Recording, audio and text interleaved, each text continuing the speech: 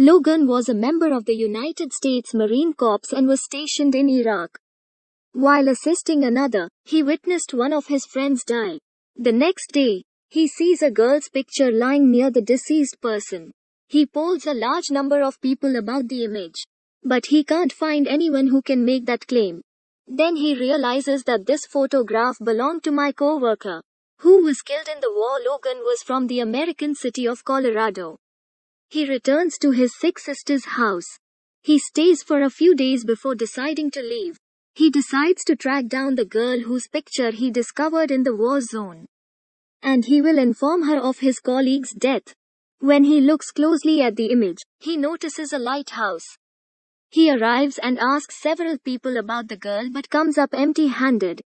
He also pays visits to the deputy sheriff, also known as the local police. He informs him that this girl was previously married to my friend. The address is then given to him. Logan visits a girl named Beth. He was with her, but he was having difficulty. Logan had no idea why he was here. She assumes he is here for the job before he can speak. Beth's grandmother hired him. Beth initially feels awkward and dislikes Logan, but she accepts him after he expresses interest in the job. He is well versed in machine repair. Logan becomes confused with Beth's son. They become friendly with one another. Beth had been living alone since his brother died. Beth didn't have any male friends. After a long time, she made friends with a male guy. Logan was a distinct individual.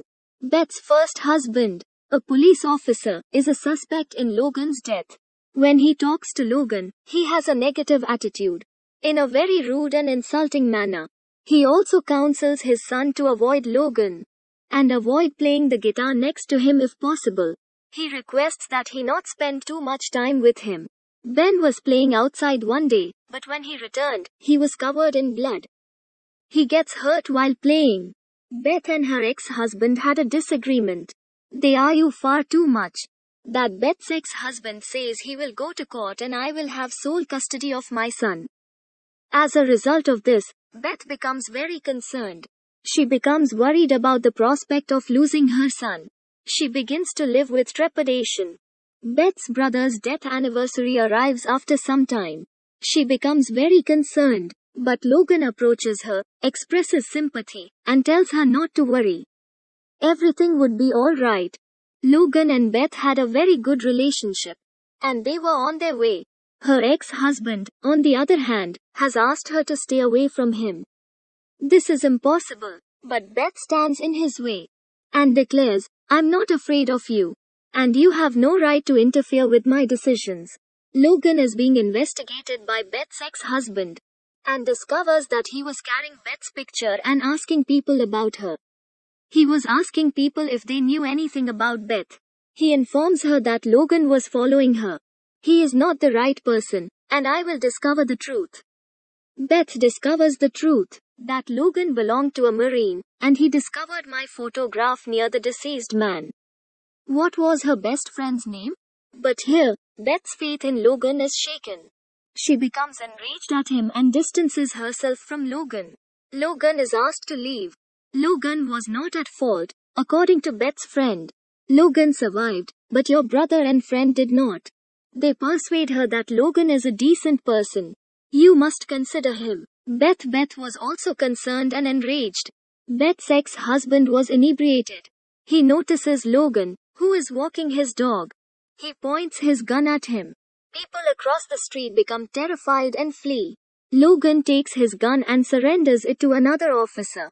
Logan returns to Beth and informs her that another officer's brother, Drake, has died. She tells her every detail and praises him for his bravery. Beth's ex-husband approaches her and says, "I'm sorry," and want to restart the relationship. He tells her that we could be husband and wife again, and can begin a family. Beth denies this. However, her ex-husband warns her once more about removing his son from the court. Logan also shows up. Their son hears them and runs towards the nearby treehouse. They become alarmed and pursue him to find out why he ran towards the treehouse. A bridge was nearby treehouse way. When he was up there, that broke up. Beth's son and her ex-husband both drowned in the river. They had been saved until now, because the ex-husband had bound himself and his son tightly. Logan assists them, saves her son, and gives it to Beth.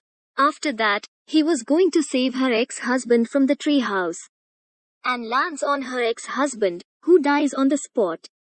Her ex-husband is floating down the river. They all return to their homes. Beth thanks Logan and says that her son might have died if he hadn't been there. Logan also informs her that her brother died while saving his comrade during the war. That is a great honor. So instead of being concerned, you should be happy. Logan then disappears. Then Beth bursts out laughing. Logan, she says, can relate to all of them. It would be difficult for me to live without you as well. In the following scene, we see Beth, her son, and Logan interacting with one another. They were celebrating Beth's son's 9th birthday, and they were overjoyed. The explanation of the lucky one comes to an end here.